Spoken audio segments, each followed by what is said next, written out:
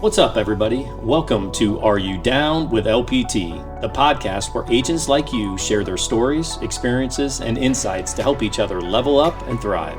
In every episode, we're diving deep into the real-life challenges, wins, and lessons from the front lines. Whether you're a seasoned pro or just getting started, this is the place to connect, learn, and grow together. So, if you're ready to get down with LPT and take your game to the next level, let's jump in. Welcome to Are You Down with LPT? I'm Kyle Clarkson. I'm here today with Caleb Schafbuch with RPM. Caleb, how you doing? I'm doing well. Good. Thanks for joining us today. Well, thanks for having me. Talking a little bit about the world of property management. So, we've got a lot of real estate agents here and some dabble in property management or, rentals and want to grow their own portfolio. And obviously you've been at this for a long time, so we thought we'd just kind of chat with you and get your expertise. But tell us a little bit about yourself and kind of what you do. Well, like you said, my name is Caleb Schafbuch. I'm with RPM Iowa. I am the director of growth there. So everything from onboarding new investor clients that want to have their properties managed to helping our current clients acquire and grow their portfolios. So yeah, that's me. That's what I do. Coming up on 7 years at the company. So pretty long tenure in the property management world, but loving every day. Now, I got into real estate. I'm third generation real estate agent. You got into real estate because... Yeah, same. Your dad. Yep. Yep. Our dads grew up around it. Didn't really know anything different. I did do a short stint selling cars. Followed your dad's footsteps there too. Then. Exactly. Yeah. So, higher education wasn't for me. So did one semester of school, did some odd jobs here and there, and then started selling cars when I was 19. And then I had this crazy idea about 2 years later that I wanted to work less and make more money. Yeah. And that was real estate. So works well. learned pretty quick that that's not the way that it works. When trying to build a real estate business. So started at RPM out of necessity, really. I was a broke residential real estate agent and had done a couple deals for RPM, just investors looking to sell. So I'd helped with that, and then came to a point where I was like, I need to make some money quick. So I reached out to the general manager then, asked him if I could do showings or anything to help out, and he offered me the a leasing agent position full time, and I said I'm going to do it for 6 months, save up some money so I can start selling houses again, and here we are 7 years later. Yeah, it's amazing how that works. I was at a place in 2009-10 where real estate market was terrible, and same thing. Like, I liked real estate, I want to stay in it, so I started teaching and coaching a little bit because the market was terrible and I had to make some money. And it's amazing how those experiences kind of lead you other places in life. But yeah. So what do you love most about property management? Yeah, from a holistic standpoint, I just like watching people get better. So both internally, our staff watching someone in their first couple of weeks just trying to stay afloat in the busy world of property management, to years later. Like our director of operations, Shelby, started as a property manager, and now less than 3 years later, she's kind of running the show. So just watching people overcome their own barriers they set in their mind and what they can accomplish in a day. And then also with our clients and our tenants, just the growth over time and watching them. I mean, We've had investors start as residents with us, tenants, then transition to homeowners, and then now are full-on investors. And wow. I just think that's a really powerful story about the power and the great vehicle that real estate investment can American be. Dream. So that's really what wakes me up every morning, is just this pursuit of getting better and getting to help other people get to where they want to go in life. That's the cool thing about real estate in general. We get to see it with our agents and, specifically as new agents get into the business and how long it can take. I I mean, you referenced your own journey there, but it's a process. And when you see somebody, whether it's their first sale or all of a sudden they start having success that they didn't have before, I mean, it's a cool thing to come alongside and see that in people's lives. So being around real estate affords us that opportunity for sure. Yeah. What's just typical day or typical week look like? Well, typical? Yeah, one of my favorite things about being in this business is that, I mean, there really is no typical day. So in my position, I'm allowed a lot of freedom to set my own schedule, my own working hours, try to keep a pretty routine 9 to 5. So I have my consistent time blocks of prospecting and following up on emails and basic administration work, getting properties set up in our system, and delegating stuff to our operations staff. Other than that, it's a lot of face-to-face, trying to get in front of people, doing our on-site consultations, meeting with people in their homes to see if property management is right for them, taking phone calls, discovery calls, people that just want to find out more, and then working with our marketing team to make sure that we're growing our brand and our presence in the market as an executive property management company. Yeah. So you talked about that. You're director of growth, operations growth, and so we have agents thinking about it. Well, what would be the value that a property manager, and specifically RPM, what's the value they can bring to an investor or landlord? I think the biggest thing is just the protection of time. Mm-hmm. So it's maybe a hard thing for people to calculate, but wouldn't you rather be doing things that you want to do rather than what you have to do? And so getting into, renting out your house can be pretty easy. Throw an ad up on Facebook, say your house is for rent, and then you'll get a lot of hits in a hurry because the demand is there and people need a place to live. So you get a lot of interest, and a lot of people get involved in real estate investment in a DIY manner, and so you can grow your real estate holdings really quick, and then it just gets to a point where you're almost always on edge, just kind of waiting for something to happen. Because the thing about real estate is it's real and it's tangible, and that's what makes it a great investment. But also with anything tangible and real, it breaks and it goes wrong. The biggest thing that we add value to is just giving people a peace of mind to know that those things that do pop up while strangers are living in your home are handled and taken care of. And not only that, they're taken care of in a process-oriented, detailed manner. We have a staff of people that have decades of experience in the property management space now, so we know what we're doing, and it's not our first time. And your learning curve, being an investor, can just be so much shorter when you hire a property management company rather than trying to figure it out on your own.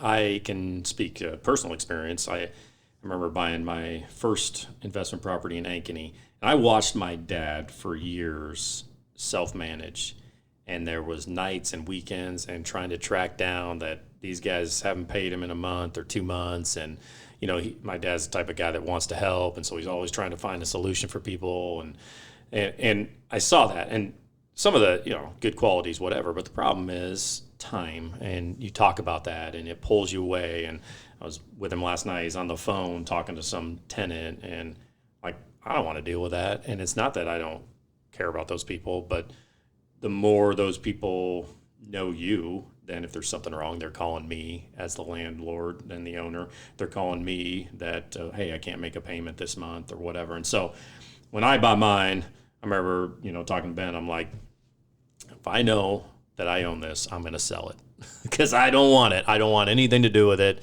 And so that's been one of the, working with RPM is I have a duplex in Ankeny that you guys have managed for a long time. And I don't know I own it. It's, there's occasionally I hear something when it's as needed. Yeah. But just have appreciated not having to worry about it. And if there's an issue, then we deal with it. And it's not much that I hear. I get my statement at the end of the month and I look at it and know all is well. So yeah, I would 100% agree with what you said. Yeah, it is the tough part of the property management world is that a lot of a lot of things are reactionary, and we don't always get to prove our value to the client until something goes wrong, or that we need to solve a situation. But even, I mean, on my personal home, a couple weeks ago, my garage door broke, and I'm just like, I'm so thankful for what I do, because I have that list of vendors that we use on a routine basis to go do repairs, and it's a one quick phone call away. And I just imagine, man, if I was a property owner, I'm going to spend my entire morning trying to get my wife's car out of the garage. So, Yeah. I also have no skill sets to well, physically do work. I have no, practical capabilities. Anyway, so talk about the overlap a little bit with real estate agents, and how real estate agents and property managers can and maybe should, work together. Well, tell me if I'm wrong here, but my understanding, agents want to sell more houses, and property management companies want to manage more houses. And so we want to, again, protect the time of the agents, getting them into their unique abilities and what they're best at doing, representing their buyer and seller clients, and not having to do the front end legwork that it takes to analyze a property to see if it's a good investment. We have hundreds and hundreds of properties that we manage, so we can run numbers, pull pro formas, see if there's any other comparable properties that we have in our portfolio that are comparable, to see if it's a sound investment. So the way we partner is, hey, if you have an investor client that's looking to buy and you want a second opinion, or you want us to help educate you on what it takes to make a sound investment, we're happy to help do that, and then also protect your investors' time in the long run, so that they don't get bogged down with managing a property. So it's the immediately, the old adage, you make your money when you buy. So it's helping in that, but then also protecting the time in the long run, so you can have the peace of mind to focus on what they're best at. When I've had an investor who's been interested in looking at real estate, and a lot of times they're thinking of self-managing, but not necessarily opposed to having someone else, like you guys, manage it. And so if I'm in that situation, I mean, I assume you guys would love the referral, like the opportunity, and maybe even for me as an agent, I don't always know what that's going to rent for. And so I've got an investor looking at this property, and maybe a quick phone call or email to you guys saying, hey, look, I got this property at 123 Main Street. I'm not sure what it would rent for. I know what they're asking. My client's interested, but he's not sure he can make the numbers work. What do you think? Is that something that... Yeah, that's something that I do every single day. And one of the things I enjoy doing, just trying to dial in a market rent. The tricky thing about the property management space is that there's no centralized listing service like you have the MLS here, where everything that hits the market gets reported, how many days on market, what it actually ends up selling for, any concessions. All of that's information that if you're an agent, you pay to be on the MLS, and you can see all that. There isn't any centralized data for property management. So it can be tough to price a rental property appropriately. You can always look on Zillow or Trulia or Apartments.com to see what's on the market. But the thing about that is that it's on the market. It hasn't rented yet, and so you don't actually know who's in there and what they're paying for rent, how long their lease is, if there's any other type of concessions built into that. And so I think getting a property manager involved who knows the area and knows the rental market is really invaluable. Because again, we can draw from our past experiences renting out comparable properties, and a lot of it's just it's a feel thing, knowing what properties and what certain portions of the Des Moines metro rent well and perform well, and what type of residents they attract. So I'd say if there's a mistake that some agents make is not getting a property manager involved earlier. To forecast rent and see if it's a good one. Yeah, I've appreciated that, because I like to stay in my lane as much as I can, and I know maybe like, hey, I know where my strengths are in selling. It's not in property management. It's not in rentals, and so why spend my time and energy doing that if it's going to pull me away from something else? So I appreciate that partnership, and you guys and I like it when been. you stay in your lane too. Yeah. Appreciate that. Yeah, definitely. So let's talk a little bit just kind of trends in the rental market right now. What's happening in the Des Moines, Central Iowa market as far as rentals? Yeah, we are just now entering the spring market, which a lot like the residential real estate resale market. It starts to pick up here.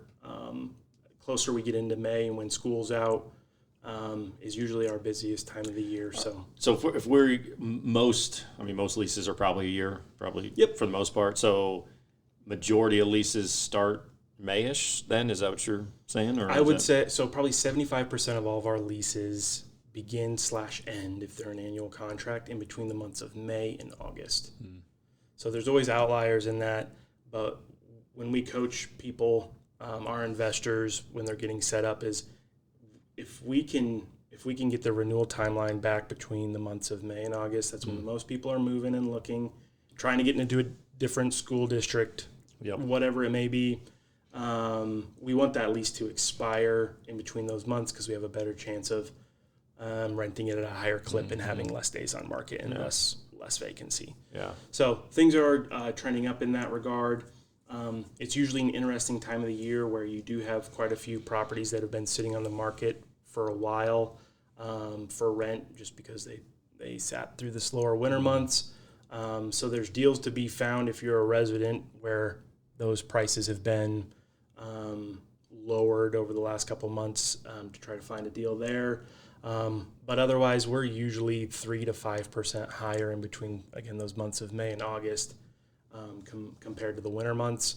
I would say for well cared for homes in nice neighborhoods, which is primarily what we manage, the demand is really strong for residents. And then from the investor side,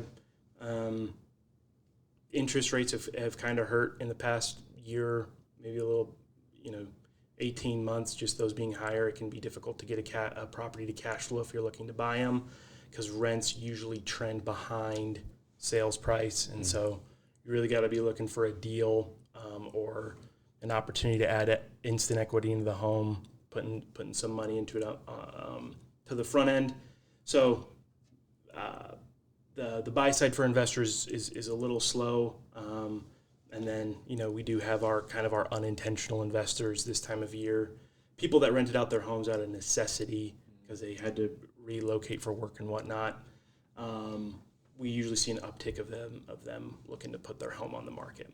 So it's kind of a balance of all that. If you look back to COVID or whatever, when the interest rates were at the lowest, then what percent has the actual number of investors gone down during that time? Is it pretty significant, or is that a number that we even know?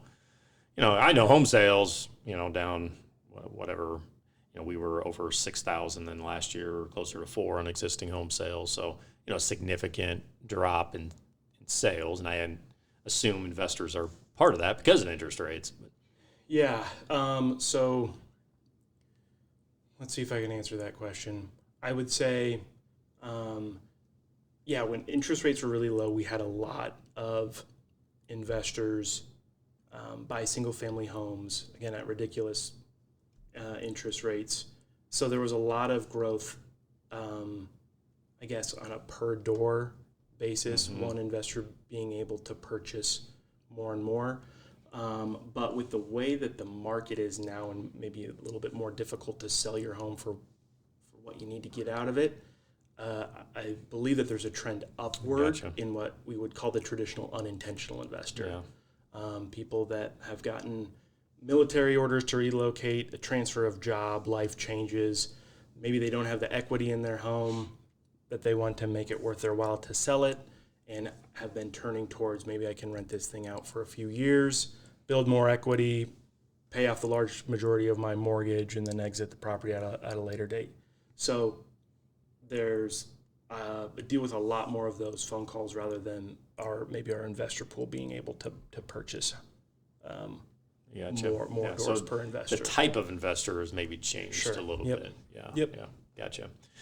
So talking long game here and building relationships and thinking about our agents within our company, why agents should see property management as a long-term relationship and maybe not just a one-off deal. I guess it's the same kind of idea behind why an agent shouldn't be doing their own home inspections. It's like you want to get the right people to do the right job, and so getting your clients to a place where you know that they're cared for, their properties are taken care for. It makes your job easier as an agent to rinse and repeat. Sell them a home that's a good investment property. Let that thing work and for a few years while you know that it's being managed effectively, and then go do it all over again. And so the value is being able to stay in your lane, buying it, helping investors buy and sell homes, and know that you just have a solid network of support on the back end to take care of things. I think of the clients I have that are investors, and relying on a partnership with you is crucial to me because, okay, they keep coming back, and they're coming back because I'm helping them in the process of buying a house, but I'm also setting them up to have success. And so I can think of one investor I work with and met him 3 years ago, and now he's bought 6 homes.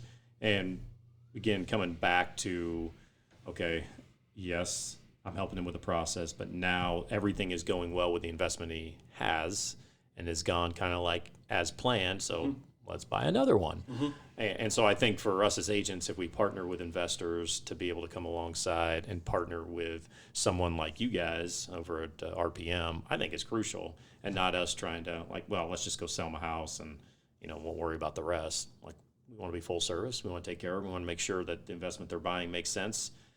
And if it goes well, I think they naturally would come back to us and want to buy other properties. And also on the referrals from, referrals that are unintentional investors. Let's say you go on a listing appointment and they're in between selling it or maybe renting it out. When we get those referrals, and if we do get those onboarded as a client of ours, we do send referral fees for that, but then also we have the process built out that when that person does raise their hand and say, hey, I am ready to sell 2 or 3 years later, we get that back to the agent that referred us over. So it's also a pretty passive way for you to nurture your client base as well, because we're in contact with our clients, every few months. It seems like we're talking with them. And so we do have that process built out to be able to send listings back if you do refer one of those unintentional investors. Yeah, which we do.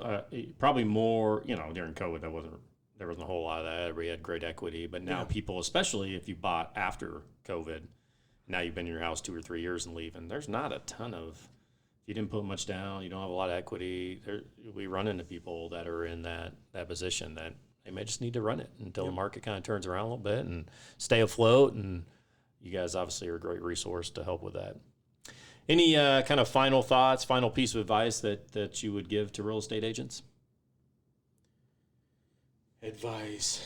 Well, if I'm brutally honest, every time I see a Facebook posting of a property for sale and it's just a dump and it says investment opportunity, a little piece of me dies.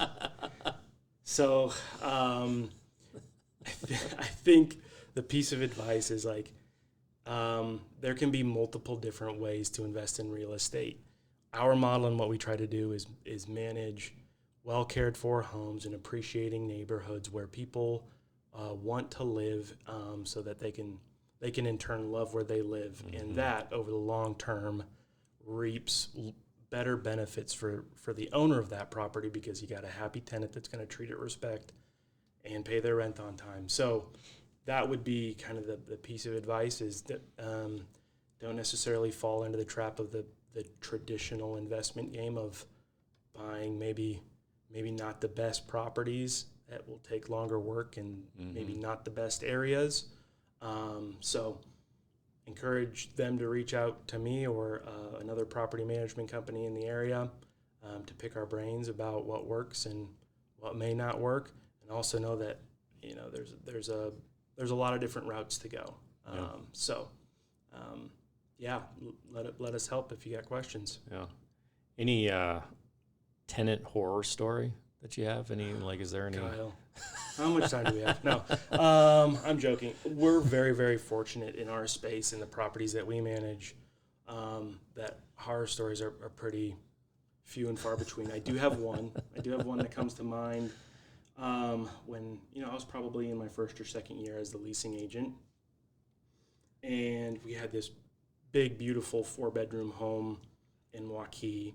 We're talking like $2,500 a month place. Really nice home, and I had showed it to this person, and she loved it, and it kind of seemed like she had been going through some hard times, but was now back on her feet. Was excited to move her kids into a better school district, and just a really great showing. And I left that thinking, man, I'm going to be able to help this person out, find a great home in a really safe neighborhood, and hopefully, she's on the path to better things now. And so go through the normal process and having her apply and sign a lease and everything. And then when her scheduled move-in date came around, I was actually on vacation at the Lake of the Ozarks, but I was still, responsible for helping her get into the property. And so normal process is to check and make sure that they've paid their security deposit, their first month's rent.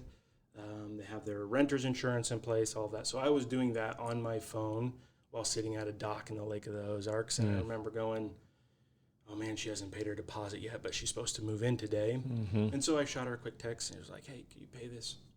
She's like, oh yeah, no problem, I'll have it done. And so I check back 30 minutes later, and I can see deposit posted, first month's rent posted, and so I give her a code to get into the property.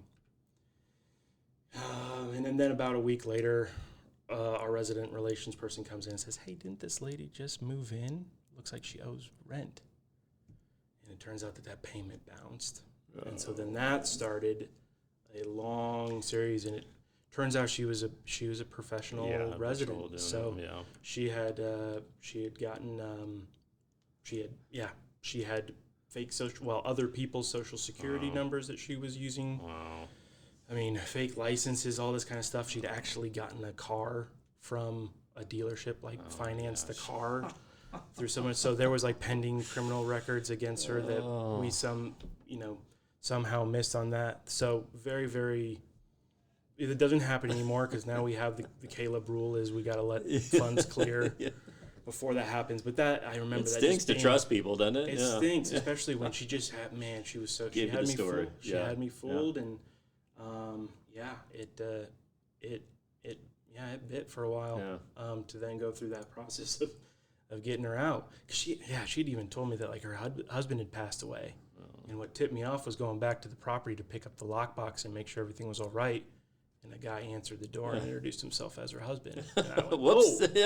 Okay, he's alive. Okay, so I've been duped in a similar spot. We get those scam stuff all the time. But this person I actually FaceTime with and was pretty convinced, and found out later she'd done this a few times. Yeah. And, so you learn from that good stuff. At what they do, but yeah. Well, I appreciate RPM and all you guys do. If one of our agents wanted to get in contact with you or somebody at RPM, what's the best way to do that?